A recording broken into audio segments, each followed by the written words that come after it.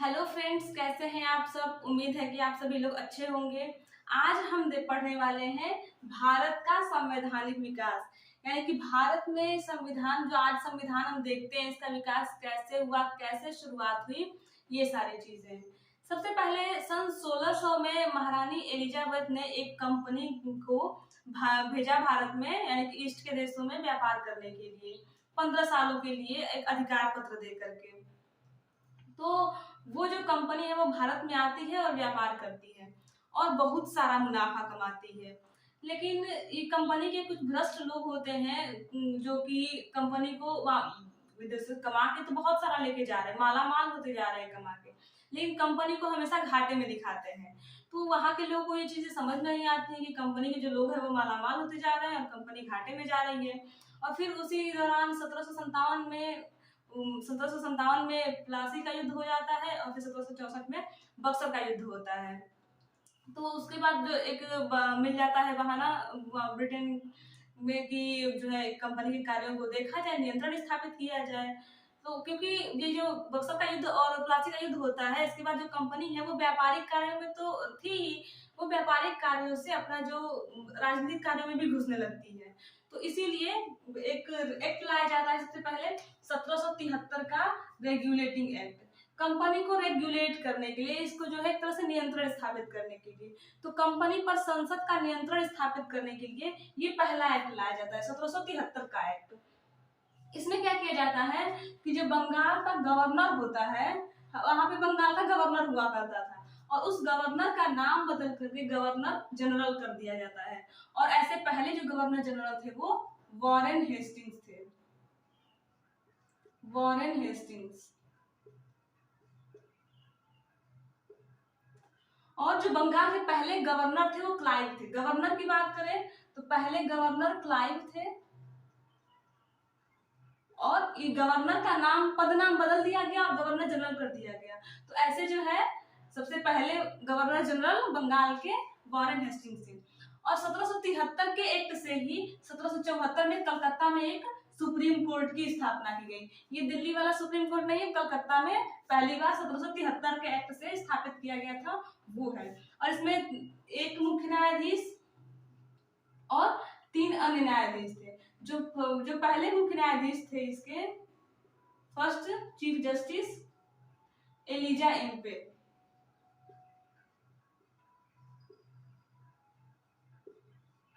Elijah Impey. अब उसके बाद ये जो है 1773 के एक्ट के बाद दूसरा एक्ट आता है 1784 में, पिट्स इंडिया एक्ट। जो पिट्स थे ये उस समय ब्रिटेन के पीएम थे, ब्रिटेन के पीएम थे ये, विलियम पिट्स। उस समय क्या हुआ कि जो कार्य है उस कंपनी के, इसको बांट दिया गया, राजनैतिक कार्य को अलग और व्यापारिक कार्य को अलग बना दिया गया। जो राजनैतिक कार्य थे उसको देखने के लिए बोर्ड ऑफ कंट्रोल बनाया गया था और व्यापारिक कार्यों के लिए बोर्ड ऑफ डायरेक्टर्स बनाया गया था। इसके बाद आता है 1813 का चार्टर एक्ट। 1813 के चार्टर एक्ट में शिक्षा पर 1 लाख रुपए व्यय करने की बात कही गई। लेकिन फिर जो है एक प्रॉब्लम आ जाती है कि शिक्षा पर 1 लाख व्यय करने की तो बात कही गई, लेकिन ये बात नहीं कही गई कि किस तरह की शिक्षा पे। तो बाद में एक विधि आयोग का गठन होता है जिसमें इसी के लिए कि शिक्षा पर जो 1 लाख व्यय करने की बात हो रही है वो किस आधार पर, मतलब किस तरह की शिक्षा पर किया जाए। तो लास्ट में जो यहाँ पे 1837 से विधि आयोग की स्थापना होती है और मैकाले इसके सदस्य अध्यक्ष चुने जाते हैं। तो अभी उसको देखते हैं। तो 1 लाख की शिक्षा पर व्यय करने की बात आती है। और ये 1813 के चार्टर एक्ट से ही भारत में चीन और चाय को छोड़ करके, चीन यानी कि जो आए थे कंपनी जो व्यापार कर रही थी, उनका पूरे मतलब व्यापार पर एकाधिकार था। एकाधिकार का मतलब है केवल वही जो है व्यापार कर सकते थे। लेकिन 1813 के चार्टर एक्ट से चीन के साथ जो व्यापार कर रहे थे उसको, और जो चाय का व्यापार था, यानी कि चाय और चीन को छोड़ करके बाकी व्यापार पर एकाधिकार जो है कंपनी का समाप्त कर दिया गया। मतलब कि अन्य लोग भी व्यापार कर सकते थे। और फिर आता है 1833 का चार्टर एक्ट। इसमें जैसे कि यहाँ पे 1773 के एक्ट में जो गवर्नर है उसको बदल करके गवर्नर जनरल कर दिया गया, ऐसे ही जब जो बंगाल के गवर्नर जनरल पद नाम था उसको बदल करके भारत का गवर्नर जनरल कर दिया गया। यानी कि जो बंगाल के गवर्नर जनरल होंगे वो पूरे भारत के गवर्नर जनरल होंगे। और ईस्ट इंडिया कंपनी का व्यापारिक एकाधिकार जो है समाप्त कर दिया गया। मतलब ये कि जो यहाँ पे चीन और चाय को छोड़ दिया गया था कि चीन के साथ आप व्यापार कर सकते हैं, केवल आप ही करेंगे, और चाय का व्यापार भी पर भी आपका ही एकाधिकार है, इसको समाप्त करके पूरा जो एकाधिकार है उसको समाप्त कर दिया गया। अब कोई भी आकर के, कोई भी ब्रिटेन का व्यक्ति आकर के व्यापार कर सकता था। और एक विधि आयोग की स्थापना की गई, जिसके पहले अध्यक्ष जो है मैकाले थे। और जो शिक्षा पर, ये जो शिक्षा का विवाद चल रहा था कि आंग्ल और प्राची विवाद कहते हैं कि अंग्रेजी भाषा में शिक्षा दी जाए या फिर जो हिंदी भाषा है, प्राचीन है, अरबी फारसी है, उसमें शिक्षा दी जाए, तो उसको जो है इसके लिए मैकाले को बुलाया गया और उसका अध्यक्ष चुना गया। इन्होंने ये जो 20 सालों से जो विवाद चला रहा था वो सुलझाने था, इन्होंने बहुत ही कम समय में सुलझा दिया।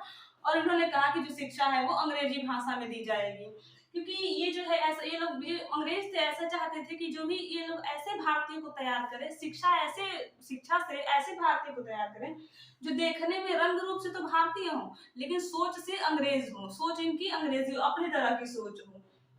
तो इस वजह से इन्होंने कहा कि अंग्रेजी भाषा में शिक्षा दी जाएगी। और इन्होंने मैकाले ने ये भी कहा था कि पूरे जितने भी हमारा अरब और हिंदी साहित्य है वो ब्रिटेन की किसी एक लाइब्रेरी की, किसी एक अलमारी की एक रैक के बराबर है।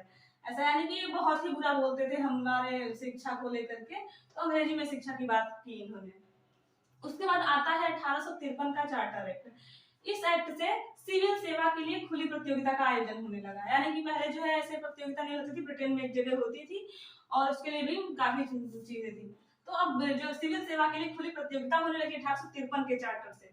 और ये जो है अंतिम चार्टर था, अंतिम चार्टर, क्योंकि इसके बाद जो भी आएगा वो भारत शासन अधिनियम करके आएगा। क्योंकि देखिए 1853 के चार्टर एक्ट अभी चल रहा था, तब तक बीच में 1857 में एक क्रांति होती है, सभी लोग इससे परिचित, भारत का प्रथम स्वतंत्रता संग्राम भी कह दिया जाता है। और जब क्रांति होती है तो ईस्ट इंडिया, जो वहां की ब्रिटेन की महारानी रहती हैं, क्राउन जिनको कहते हैं, क्राउन समय जो है महारानी विक्टोरिया थी, तो उन्होंने ईस्ट इंडिया कंपनी का शासन समाप्त कर दिया, क्योंकि भविष्य में जो है ऐसे युद्ध ना हो, और क्योंकि कंपनी ऐसे ही कर रही थी कार्य इस तरह के थे कि जो है लोग परेशान हो गए थे और युद्ध जो है हो गया था, तो लोगों ने विद्रोह कर दिया था। तो भविष्य में ऐसे विद्रोह ना हो उसके लिए ईस्ट इंडिया कंपनी का शासन समाप्त कर दिया गया। और यहाँ से जो है 1858 के अधिनियम से, 1858 का भारत शासन अधिनियम, गवर्नमेंट ऑफ इंडिया जो एक्ट था, एक्ट आया और इससे जो है कंपनी का शासन समाप्त करके क्राउन का शासन शुरू हो जाता है। इसको पढ़ेंगे आगे, क्राउन का शासन हो जाता है इसमें कि, और इसीलिए जो है ये अंतिम चार्टर कहा जाता है, क्योंकि इसके पहले 1858 के पहले जो भी आए हैं उसको हम एक्ट कह रहे हैं, क्योंकि कंपनी का शासन चल रहा था तो सब चार्टर एक्ट होते थे। और अब जब क्रांति के बाद 1858 का भारत शासन अधिनियम आता है तो से इसको जो भारत शासन अधिनियम नाम दिया जाता है। और इसके बाद जो 1857 क्रांति के बाद ईस्ट इंडिया कंपनी का शासन समाप्त होता है। तो इसके आगे जो भी भारत शासन अधिनियम 1858 के आगे जितने भी अधिनियम आए हैं वो सबको हम अगले वीडियो में पढ़ेंगे। और अगर वीडियो जरा से भी हेल्पफुल लगी हो तो प्लीज लाइक करें, शेयर करें और सब्सक्राइब करें। Thank you.